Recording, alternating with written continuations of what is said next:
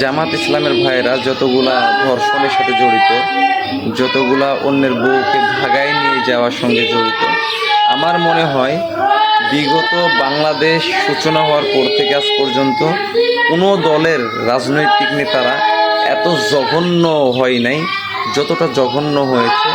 দাড়িপাকা থেকে শুরু করে কর্মীর ছোট পর্যন্ত সবাই বলৎকার জেনা ব্যভিচারের সাথে লিপ্ত।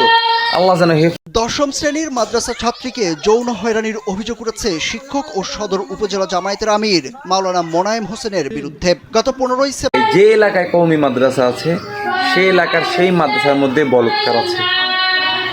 তো এই বলৎকার করে আপনি চিন্তা করবেন না যে আপনার সন্তানকে এর কওমি মাদ্রাসায় ভর্তি করতেছেন, আপনার আদরের সন্তান, তাকে ছোট থেকে আদর যত্ন স্নেহ করে বড় করেছেন, তাকে দিচ্ছেন একটি পশুর হাতে তুলে, সে আপনার সন্তানের সঙ্গে দিনকে দিন স্বামী স্ত্রীর মতো তার সাথে সম্পর্ক করছে।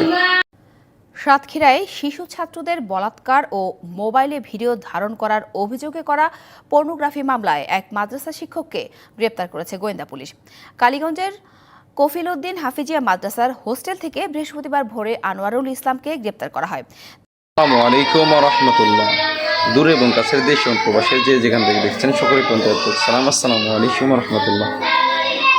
বেশ যে সময় থেকে বাংলাদেশের ক্ষমতা চেঞ্জ হইল, একজনের হাত থেকে আরেকজনের হাতে যে সময় চলে গেল, এই চলে যাওয়ার পর থেকে আজ পর্যন্ত জামাত ইসলামের ভাইয়েরা যতগুলা ধর্ষণের সাথে জড়িত, যতগুলা অন্যের বউকে ভাগায় নিয়ে যাওয়ার সঙ্গে জড়িত, আমার মনে হয় বিগত বাংলাদেশ সূচনা হওয়ার পর থেকে আজ পর্যন্ত কোনো দলের রাজনৈতিক নেতারা এত জঘন্য হয় নাই যতটা জঘন্য হয়েছে জামাত ইসলামের ভাইয়েরা। আমার মাথায় সবসময় এই জিনিসটা একটু চিন্তা ফিল হয় যে নাম দিয়েছে জামাত ইসলাম, কিন্তু ওদের আচরণ এমনটা হবে কেন? নামের সঙ্গে কিঞ্চিত মিল থাকতে হবে।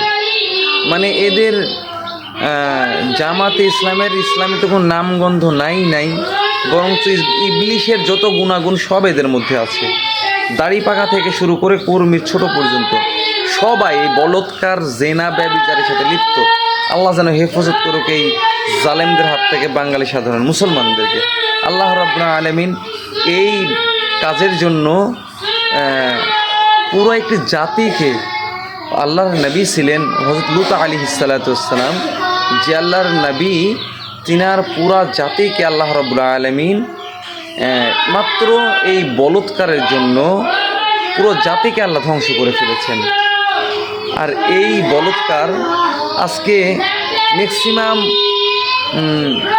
আবার আরও একটি যোগ করলে করা যায় যে জামাতের পাশাপাশি যতগুলো কওমি মাদ্রাসা আছে প্রত্যেকটি মাদ্রাসায় বলৎকারে আজকে পরিপূর্ণ। প্রত্যেকটি মাদ্রাসায় আপনি ডানে বামে আপনি যে এলাকার হোক না কেন, আগে হয়তো শোনা যাইতো অমুক অঞ্চলে অমুক জেলায় অমুক স্থানে বলৎকার হয়েছে, শোনা যাইতো আগে। কিন্তু এখন বর্তমানে প্রত্যেকটি এলাকায়, যে এলাকায় কওমি মাদ্রাসা আছে সেই এলাকার সেই মাদ্রাসার মধ্যে বলৎকার আছে। তো এই বলৎকার করে আপনি চিন্তা করবেন না যে আপনার সন্তানকে এর কওমি মাদ্রাসায় ভর্তি করতেছেন, আপনার আদরের সন্তান, তাকে ছোট থেকে আদর যত্ন স্নেহ করে বড় করেছেন, তাকে দিচ্ছেন একটি পশুর হাতে তুলে, সে আপনার সন্তানের সঙ্গে দিনকে দিন স্বামী স্ত্রীর মতো তার সাথে সম্পর্ক করছে, তাকে শেষ পর্যন্ত তাকে শারীরিকভাবে মানসিকভাবে সমস্তভাবে তাকে তো একে অসুস্থ করছে, দ্বিতীয় নাম্বার তাকে মাদ্রাসা থেকে নিয়ে চলে যাচ্ছে, ইসলাম থেকে এত দূরে নিয়ে চলে যাচ্ছে যে পরবর্তীতে সে হুজুরদের দেখলেই ঘৃণা করে। তো এই কওমি মাদ্রাসার যে সমস্ত হুজুরেরা আছেন, আপনারা যারা গার্জিয়ান যারা আছেন, আপনারা এখনও আবাসিক হুজুর হইতে সতর্ক হয়ে যাবেন, সবাই সাবধান থাকবেন যেন এই সমস্ত লুচ্চা মার্কা কওমি হুজুর থেকে আল্লাহ আমাদের সকলকে হেফাজত করুক।